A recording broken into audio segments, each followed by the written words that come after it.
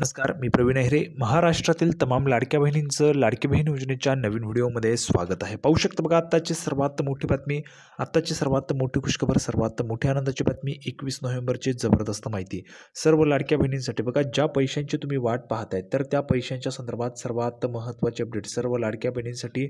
सर्वात मोठी खुशखबर बघा, नोव्हेंबर हप्ता पैसे. नोव्हेंबर हप्त्याच्या पैशांची तुम्ही वाट पाहताय त्याच्याविषयीची महत्त्वाची माहिती आपण आजच्या व्हिडिओमध्ये पाहणार आहोत. नोव्हेंबरचा हप्ता कधी येईल त्याच्यासोबत बघा नवीन जी-आर आलेला आहे. नवीन जी-आर जो आहे तो महिला व बालविकास विभागाच्या मार्फत आलेला आहे. म्हणजेच ज्या योजनेच्या माध्यमातून तुमची लाडकी बहीण योजना राबवली जाते तर त्या विभागाकडून, महिला व बालविकास विभागाकडून नवीन जी-आर आलेला आहे. जी-आर विषयीची संपूर्ण माहिती आपण पाहणार आहोत. जी-आरमध्ये काय काय ते सगळं आपल्याला आजच्या व्हिडिओमध्ये समजणार आहे. त्याच्यामुळे सर्व महाराष्ट्रातील तमाम माझ्या लाडक्या बहिणींना विनंती आहे, सर्वांनी व्हिडिओ जो आहे तो शेवटपर्यंत पाहायचा आहे.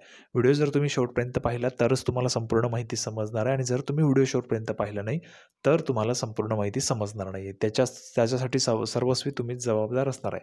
त्याच्यामुळे सर्वांनी व्हिडिओ जो तो शेवटपर्यंत पाहायचा आहे. बघा, नोव्हेंबरच्या हप्त्याचे पैसे, नवीन जी-आर आलेला आहे त्याच्याविषयीची महत्त्वाची माहिती, आणि वडील नाहीत, पती नाहीत, त्यांची KYC कशी होणार आहे त्याच्या संदर्भातची पण महत्त्वाची माहिती आपण आजच्या व्हिडिओमध्ये पाहणार आहोत. संपूर्ण माहिती तुम्हाला समजणार आहे. त्याच्यामुळे महाराष्ट्रातील तमाम माझ्या लाडक्या बहिणींना विनंती करतो, सर्व लाडक्या बहिणींनी पटापट व्हिडिओ लाईक करून टाका. पटापट लाईक करून टाका बरं, सर्वांनी एक लाईक करून टाका, आणि चॅनलला पण सर्वांनी सबस्क्राईब करून घ्या. लाडकी बहीण योजनेच्या छोट्या छोट्या बारीक बारीक अपडेटसुद्धा सर्वात अगोदर आपल्या चॅनलवर तुम्हाला पाहायला मिळतात. त्यामुळे सर्वांनी लगेच व्हिडिओला लाईक करा, चॅनलला पण सर्वांनी सबस्क्राईब करा, आणि महत्त्वाचं म्हणजे हा व्हिडिओ तुमच्या मैत्रिणी असतील त्यांना पाठवा, तुमचे नातेवाईक असतील त्यांना पण पाठवा, म्हणजे जेणेकरून जास्तीत जास्त महिलांपर्यंत हा व्हिडिओ पोहोचला पाहिजे. अतिशय महत्त्वाची माहिती आपण पाहणार आहोत. थोडक्यात काय तर आज रोजीच्या आलेल्या जेवढ्या काही अपडेट आहे तेवढ्या सगळ्या अपडेट तुम्हाला अतिशय सोप्या व गावरानी भाषेत सगळं काही समजून सांगतो. त्याच्यासाठी व्हिडिओ शेवटपर्यंत पाहावा लागेल. अतिशय सोप्या व गावरानी भाषेत सगळं काही तुम्हाला समजून सांगतो. चला तर मग लगेच आपण व्हिडिओला सुरुवात करू. त्या अगोदर बघा, आजच्या व्हिडिओमध्ये तुम्हाला महत्त्वाच्या 3 अपडेट पाहायला मिळतील. किती? 3 महत्त्वाचे अपडेट. नोव्हेंबरच्या हप्त्याच्या पैसे संदर्भात, दुसरं महत्त्वाचं म्हणजे नवीन जी-आर आलेला आहे त्याच्या संदर्भात, आणि तिसरं महत्त्वाचं म्हणजे वडील नाहीत, पती नाहीत, त्यांची KYC कशी होणार त्याच्या संदर्भात. संपूर्ण माहिती तुम्हाला समजेल, गावरानी भाषेत सगळं काही सांगतो. त्याच्यामुळे सर्वांनी व्हिडिओ जो तो शेवटपर्यंत पाहायचा आहे. लगेच आपण सुरुवातीलाच नवीन जी-आरवर जात आहोत, आणि संपूर्ण जी काही महत्त्वाची माहिती आहे ती लगेच आपण ह्या ठिकाणी समजून घेणार आहोत. परंतु त्या अगोदर बघा, महत्त्वाचं आहे महिला भगिनींच्या कमेंट्स. बघा, वंदनाताई महाडिक यांनी केलेली कमेंट आहे. आता 1 वर्ष पूर्ण झालं तर आम्हाला 2100 रुपये हवेत दादा, तुम्ही खूप छान माहिती सांगता, हळूहळू व्यवस्थित समजेल अशी, त्याबद्दल तुमचं अभिनंदन. तर मी सर्वात अगोदर वंदनाताई महाडिक यांचं खूप खूप त्या ठिकाणी आभार मानतो की त्यांनी आपला व्हिडिओ बघितला आणि आपल्या व्हिडिओवर कमेंट केली. आता बघा ताई, मी नेहमीच तुम्हाला सांगितलेलं आहे, सर्व महाराष्ट्रातील तमाम माझ्या लाडक्या बहिणींना सांगितलेलं आहे, आपल्या चॅनलवर जी काही माहिती असेल ती तुमच्यासाठीच आहे, आणि तुम्हाला समजेल अशा सोप्या भाषेत सगळी काही माहिती मी तुम्हाला समजून सांगतो. आजच्या व्हिडिओमध्ये पण तशीच महत्त्वाची माहिती तुम्हाला समजणार आहे. नवीन जी-आर आलेला आहे त्याच्याविषयीची महत्त्वाची माहिती असेल, त्याच्यामुळे सर्वांनी व्हिडिओ जो आहे तो शेवटपर्यंत पाहायचा आहे. बघा, मी तुम्हाला सांगितलेले, मी प्रश्नांची उत्तर देत असतो, त्यांना पण मी उत्तर दिलेलं आहे. तुमच्या प्रतिसादाबद्दल खूप खूप धन्यवाद. ठीक आहे, आता आपण पुढची महत्त्वाची माहिती पण पाहूया, आणि त्याच्यानंतर जी-आरवर जाऊया. तर बघा, पुढची पण एक महत्त्वाची कमेंट आहे. पाहू शकता बघा, फॅन्टॅस्टिक रेसिपीज नावाने आहे, ताईंचं नाव आलेलं आहे. 4 तासांपूर्वी त्यांनी लिहिलेलं आहे, respected sir, thank you for giving us important information and guidance. तर मी महाराष्ट्रातील तमाम लाडक्या बहिणींचा आभार मानतो की मी जी काही, बघा, आपल्या कामाची जी काही पावती आहे ती अशा पद्धतीने आपल्याला मिळत असते. आपल्याला आपलं काम सांगावं लागत नाही. महिला भगिनींकडून आपल्याला काम कळत असतं की आपण चांगलं काम करतोय किंवा काय. तर बघा, सर्व लाडक्या बहिणींचं मी त्या ठिकाणी आभार मानतो, आणि खास करून या ताईंचं पण आभार मानतो. त्यांचं नाव आलेलं नाही आहे, पण त्यांचं पण आभार मानतो. बघा, तर त्यांनी म्हटलेलं आहे, thank you for giving us important information and guidance. Yes sir, if sir is giving us help of 2100 rupees, it will be more helpful for us sir. As I told you that I had completed my KYC procedure by giving my mother's Aadhaar card number, as she is not taking facilities of this policy. Also, I told you that my father got expired in 2003. When there was no facilities of Aadhaar card and I am unmarried, so then too I had to submit my father's death certificate to Anganwadi Sevika Center. Please reply me, waiting for your reply.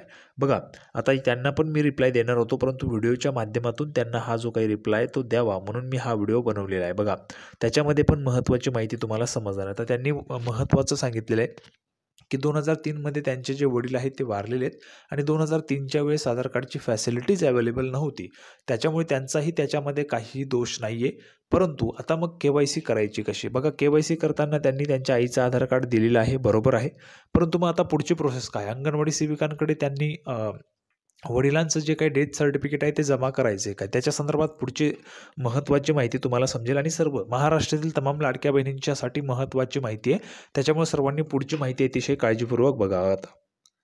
तर बघा, संपूर्ण माहिती पाहण्यासाठी आपण JRवर आलो. JRमध्ये पाहायला मिळते आपल्याला विषय काय आहे बघा. मुख्यमंत्री माझी लाडकी बहीण योजना या अंतर्गत पात्र असलेल्या लाभार्थी महिलांची पडताळणी आणि प्रमाणीकरण करण्यासाठी म्हणजेच eKYCच्या माध्यमातून आधार ऑथेंटिकेशन करण्यास मुदतवाढ देण्याबाबत. बघा, 18 नोव्हेंबरलाच या ठिकाणी हा JR आला होता. त्याच्यामध्ये आपण पाहिलं तर 18 नोव्हेंबरच्या आधीच तुम्हाला eKYC पूर्ण करा असं सांगितलेलं होतं. त्याच्यानंतर मी तुम्हाला सांगितलं होतं मुदतवाढ मिळेल, तर मुदतवाढ तुम्हाला दिलेली आहे. आता 18 नोव्हेंबरला JR आलेला होता. JRमध्ये काय आहे महत्त्वाचं काय ते तुम्हाला सांगतो बघा. लाडक्या बहिणींना थेट लाभ हस्तांतरण म्हणजेच डायरेक्ट बेनिफिट ट्रान्सफर DBTच्या माध्यमातून लाभाची जी रक्कम आहे ती जमा करण्यात येत आहे.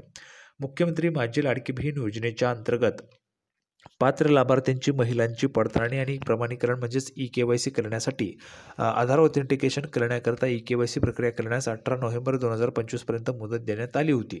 तथापि राज्यातील काही जिल्ह्यात ओढवलेली नैसर्गिक आपत्ती तसेच या योजनेच्या पात्र लाभार्थ्यांकडे त्यांच्या पती किंवा वडिलांचा मृत्यू झाल्यामुळे त्यांच्या आधार क्रमांकावर OTP प्राप्त होण्यास निर्माण झालेल्या अडचणी व या योजनेअंतर्गत अनेक लाभार्थी महिलांनी eKYC प्रक्रिया पूर्ण केलेली नसल्याचे निदर्शनास आल्याने मुख्यमंत्री माझी लाडकी बहीण या योजनेच्या अंतर्गत पात्र लाभार्थी महिलांची पडताळणी आणि प्रमाणीकरण करण्यासाठी eKYCच्या माध्यमातून जे आधार ऑथेंटिकेशन आहे ते करण्याकरता eKYC करण्यास मुदतवाढ देण्याची बाब शासनाच्या विचाराधीन होती.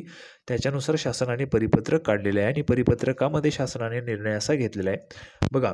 जी मुदत होती ती मुदत 31 डिसेंबर 2025पर्यंत वाढवण्यात आलेली आहे. 31 डिसेंबरपर्यंत तुम्हाला आता ह्या ठिकाणी eKYC जी ती करता येणार आहे. 31 डिसेंबरपर्यंत eKYC तुम्हाला करता येणार आहे. सर्व लाडक्या बहिणींनो, महत्त्वाचं JR आहे, काळजीपूर्वक लक्ष द्या बघा. 31 डिसेंबरपर्यंत तुम्हाला मुदतवाढ आहे. त्याच्यानंतर इथे महत्त्वाचा प्रश्न आहे बघा. या योजनेच्या अंतर्गत ज्या पात्र लाभार्थी महिलांचे वडील नाहीत, पती देखील हयात नाहीत किंवा घटस्फोट झालेला आहे, त्या लाभार्थी महिलांनी स्वतःची eKYC करावे व त्यानंतर त्यांनी त्यांचे पती अथवा वडील यांचे अधिकृत मृत्यू प्रमाणपत्र व घटस्फोट प्रमाणपत्र किंवा माननीय न्यायालयाचे आदेश म्हणजे ज्यांचा घटस्फोट झाला असेल त्यांनी घटस्फोट प्रमाणपत्र किंवा न्यायालयाचा जो काही आदेश असेल माननीय न्यायालयाचा त्याची सत्यप्रत जी आहे ती संबंधित अंगणवाडी सेविकांकडे 31 डिसेंबर 2025पर्यंत जमा करण्यात यावी. म्हणजे 31 डिसेंबर 2025च्या अगोदर तुम्ही जमा करायचे आहे. त्याच्यानंतर अंगणवाडी सेविकांनी काय करायचे ते पण पुढे प्रोसेस सांगितलेली आहे बघा. अंगणवाडी सेविकांनी त्यांच्याकडे लाभार्थी महिलांकडून दाखल केलेल्या प्रमाणपत्रांची तपासणी करून त्या लाभार्थी महिलांना त्यांचे पती अथवा वडील यांची eKYC करण्यापासून सूट देण्यास पात्र असल्याची शिफारस बालविकास प्रकल्प अधिकारी म्हणजेच बघा CDPO children development project officer त्यांच्याकडे यांच्यामार्फत जिल्हा महिला व बालविकास अधिकारी यांच्याकडे दाखल करावी. तदनंतर जिल्हा महिला व बालविकास अधिकारी यांनी आयुक्त महिला व बालविकास यांच्यामार्फत शासनास याबाबतची शिफारस करावी. म्हणजेच बघा, आता अंगणवाडी सेविकांकडे तुम्हाला हे जे काही असेल तुमचं कागदपत्र ते तुम्हाला जमा करायचं आहे अंगणवाडी सेविकांकडे, तरच तुम्हाला आता यातून सूट मिळणार आहे. ठीक आहे लाडक्या बहिणींनो, म्हणजे ज्यांचे वडील नाहीत पती नाहीत त्यांच्यासाठी. त्याचबरोबर आता आपण जी काही कमेंट पाहिली होती त्या ताईंना पण मी सांगेल तुमच्या जवळच्या ज्या काही अंगणवाडी सेविका असतील त्यांच्याकडे तुम्ही डेट सर्टिफिकेट जमा करून द्या आणि त्यांच्या माध्यमातून ते वरच्या स्तरावर त्या ठिकाणी पाठवतील आणि तुमची शिफारस करून देतील. अशा पद्धतीने ज्यांचे वडील नाहीत पती नाहीत त्यांची त्या ठिकाणी eKYC होणार आहे. तर मी तुम्हाला JR पण दाखवला, संपूर्ण प्रोसेस पण सांगितलेली आहे अतिशय सोप्या व गाभरणी भाषेत. ठीक आहे, सर्वांना व्हिडिओ आवडला असेल तर व्हिडिओ लाईक करा, चॅनलला सबस्क्राईब करा. लाडकी बहीण योजनेची नवीन अपडेट घेऊन पुढच्या व्हिडिओमध्ये आपण पुन्हा एकदा भेटूया. तोपर्यंत धन्यवाद.